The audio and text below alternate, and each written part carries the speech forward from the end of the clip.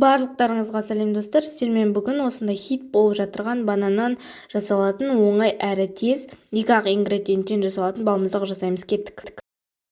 Балмұздақ жасау үшін бізге банан және де қант ұнтағы, блендер қажет болады.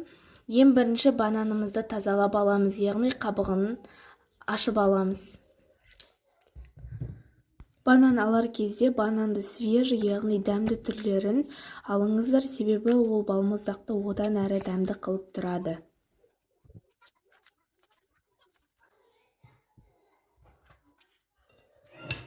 Бананымызды ашып болғаннан кейін осындай тарелкамызға пищевая пленканы орап аламыз.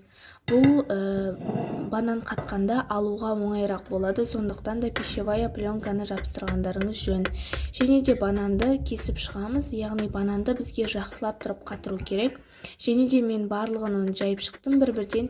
Егер бір-біріне үсті-үстілеріне қоя беретін болсаңыздар, банандарыңыз қатып дұрыс тез қатады және де алу қиынырақ болады. Мен үшінші бананның кезінде кішкене үстіне қойдым, себебі тарелкама сыймай қалды.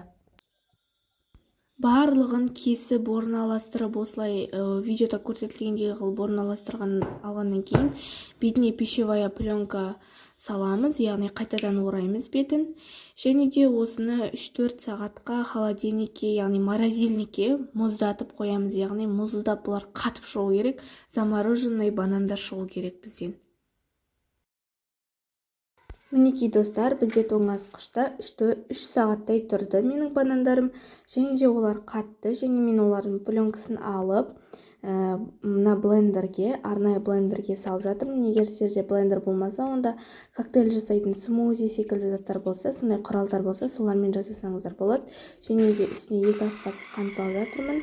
Бұл менде бірінші партиясында осындай шықты, және де үлкен скоростьта осылай айналдырамыз, міне көріп тұрғандарыңыздай. Және де кез келген бір ыдысқа салып ұсына берсеңіздер болады, өте дәмді. Достар, соңында бізде осындай өте дәмді, өте жеңіл әрі өте тез дайындалатын бананнан балмұздақ дайын болды. Жасап көріңіздер, өте керемет. Видеоны лайк басып каналыма тіркеліп кетеміз. Сау болыңыздар.